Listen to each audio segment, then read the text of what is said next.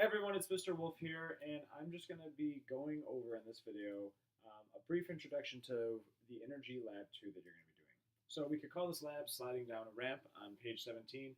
I also like to generally call it Energy Lab number 2.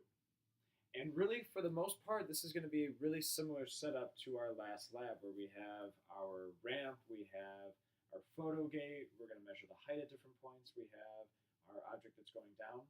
But what's going to be different is we're no longer going to use a cart, we're going to use a block that has felt on it. So the difference here is before, when we were using that cart, that the cart and track are specifically designed to not have a whole lot of friction between them. And that was a really nice setup to start building our law of the conservation of energy. However, we know that friction does exist, and so the question of this lab is, okay, well, does the law of conservation hold up when we do have friction? Because that's what actually happens on Earth all the time. And so hopefully from getting some data and calculating our energies, we could start to answer that question.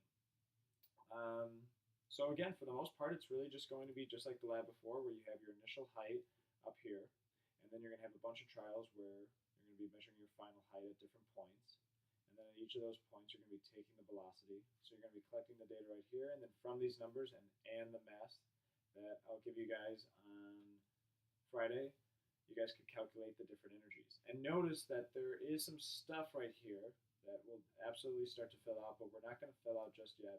Again, the goal is to really collect data and calculate the energies today. All right, guys, thanks for watching.